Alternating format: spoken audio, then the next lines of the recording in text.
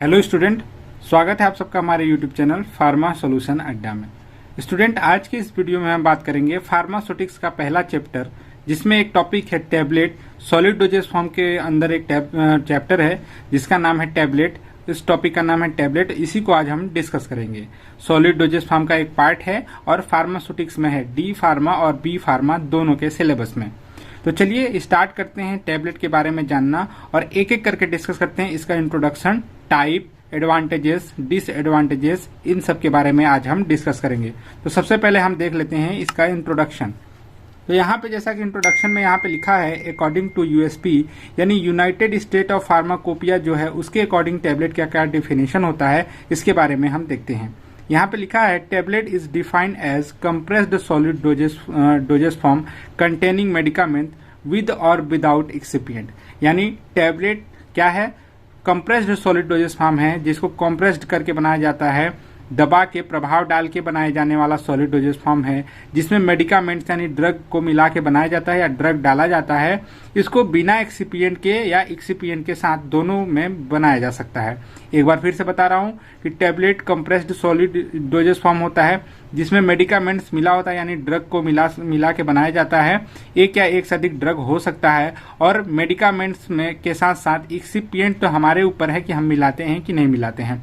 जो टैबलेट आती है विदाउट एक्सिपिएंट यानी फ्लेवरिंग एजेंट, कलरिंग एजेंट के बिना भी आती है और इनके साथ भी आती है। तो ये था यूनाइटेड स्टेट ऑफ फार्माकोपिया के अकॉर्डिंग इसका डेफिनेशन। अब हम बात करेंगे अकॉर्डिंग टू आईपी यानी आईपी के अकॉर्डिंग फार्मास्यूटिकल टैबलेट का क्या डेफिनेशन हो सकता है। यहाँ पे लिखा है कि pharmaceutical tablet are solid, flat और biconvex dishes unit doses form. आगे लिखा है prepared by compressed a drug or a mixture of drugs with or without excipient। इसमें ये लिखा है कि according to Indian pharmacopoeia tablet जो होता है वो सॉलिड, फ्लैट या बाई कॉन्वेक्स डिशेस के रूप में होता है। इसको यूनिट डोजेस फॉर्म भी बोलते हैं और इसको कंप्रेस्ड करके बनाया जाता है। कंप्रेस्ड करते समय एक ड्रग या एक से अधिक ड्रग का मिक्सचर हम यूज कर सकते हैं विद और विदाउट एक्सिपिएंट, यानी बिना एक्सिपिएंट के साथ भी हम बना सकते हैं और एक्सिपिएंट के बिना भी हम इसको बना सकते हैं। आगे अब हम देखते हैं टैबलेट के एडवांटेजेस, यानी टैबलेट खाने या टैबलेट बनाने के क्या एडवांटेजेस हैं इसके बारे में हम डिस्कस करते हैं, क्या लाभ हैं इसके बारे में जान लेते हैं थोड़ा सा। तो यहाँ पे पहला एडवांटेजेस है कि they are easy to swallow, यानी इनको निगलने में आसानी होती है, आसानी से इसको खाया जा सकता है। इजी टू कैरी यानी कैरी करने में, ले आने में या ले जाने में आसानी होती है। एंड अट्रैक्टिव इन अपीयरेंस यानी कि देखने में भी बहुत अच्छे लगते हैं। एक बार फिर से बताऊंगा कि इसके फायदे क्या हैं कि ये आसानी से खाया जा सकता है, स्वेलो किया जा सकता है, और इजी टू कैरी इसको आसानी से कैरी किया जा सकता है, और अपीयरेंस जो इनको देखने में ये क्या होते हैं, बहुत अच्छे लगते हैं, बहुत अपीयरेंस इनका अट्रैक्टिव होता है।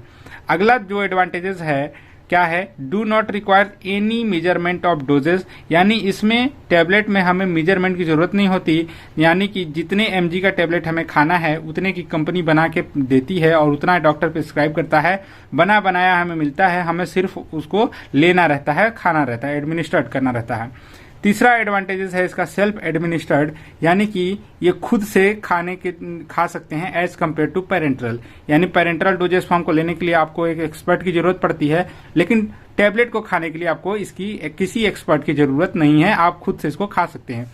साथ ही साथ अगला है इकोनॉमिकल होता है, ये थोड़ा सा सस्ता होता है tablet as compare to liquid dosage form और पेरेंट्रल डोजेस फॉर्म। जितने पेरेंट्रल डोजेस फॉर्म आते हैं यानी इंजेक्शन के कंपैरिजन में ये थोड़ा सस्ता होता है या सिरप के कंपैरिजन में थोड़ा सस्ता होता है। अगला है डिसएडवांटेजेस ऑफ टैबलेट।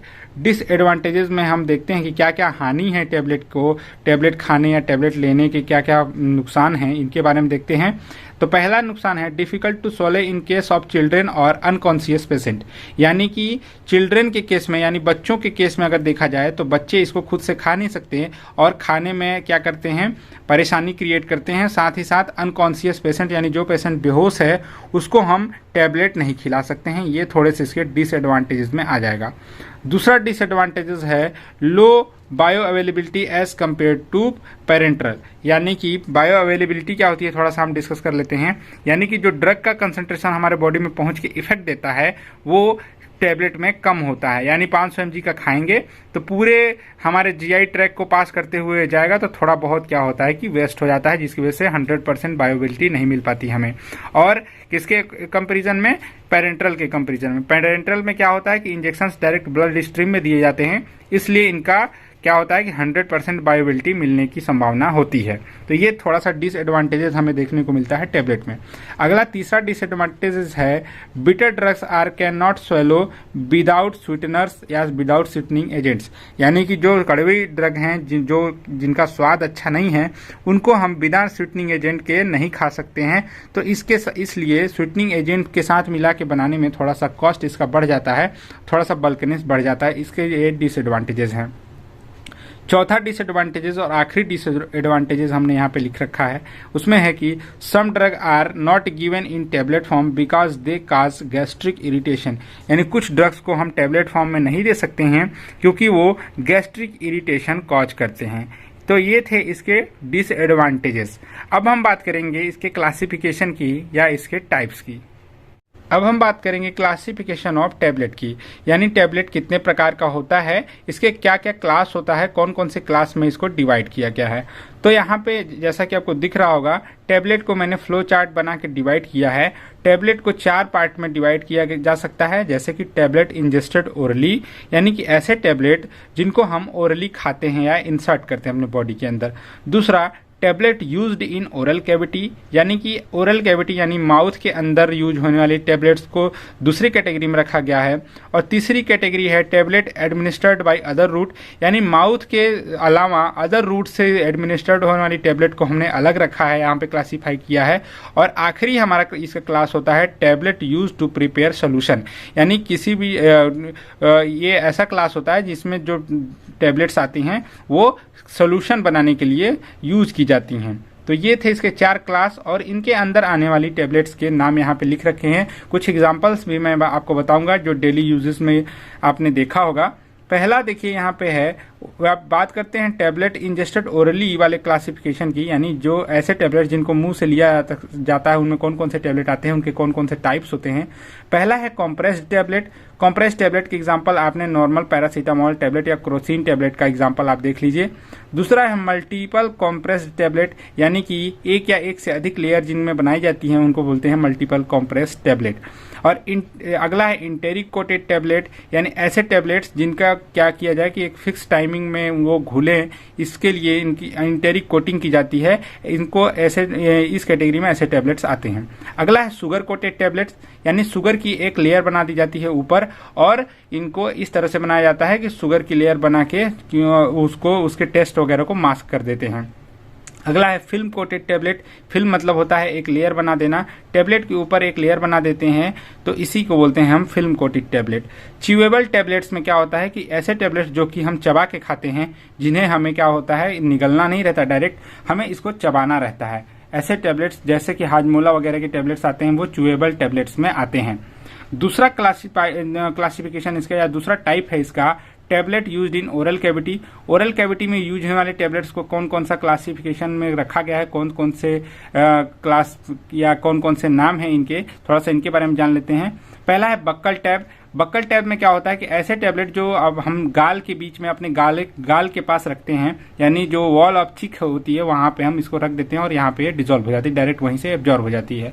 अगला है सबलिंगुअल टैबलेट्स। सबलिंगुअल टैबलेट्स में जैसे कि जब एंजाइना वगैरह का जो पेशेंट होता है आपने देखा होगा उसके जीभ के नीचे ये टैबलेट दी जाती है, इसे हम बोलते हैं सबलिंगुअल टैबलेट। लोजेंजेस में लोजेंजेस का एग्जाम्पल होता है आपकी विक्स की गोली। विक्स की गोली यानी कि ऐसे टैबलेट जो एंटी माइक्रोबियल या एंटी इन्फ्लामेटरी इफेक्ट के साथ बनाई जाती हैं और मुंह में ही हमें इसे डिसॉल्व करना रहता है, उसे क्या बोलते हैं हम लोजेंजेस। डेंटल कोन्स, अगला इसका क्लास होता है डेंटल कोन। इस क्लास के ड्रग को क्या करते हैं हम तब यूज करते हैं जब हम किसी का दांत का एक्सट्रैक्शन करें, यानी दांत किसी ने उखड़वाए या निकलवाए हैं, तो उसके कैविटी को फिल करने के लिए या ब्लड को रोकने के लिए ये कोन्स क्या कर डेंटल कोन्स उसमें फिट कर दी जाती हैं उस कैविटी को भरने के लिए। तो इस कैटेगरी में ये सारी दवाइयां आती हैं।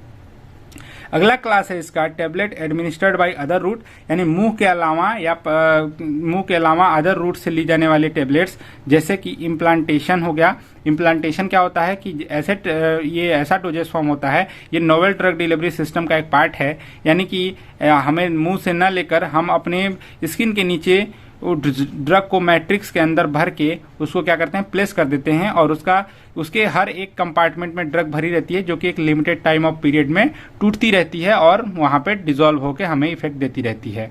तो इसे क्या बोलते हैं, इम्प्लांटेशन या इम्प्लांटेटेड टेबलेट।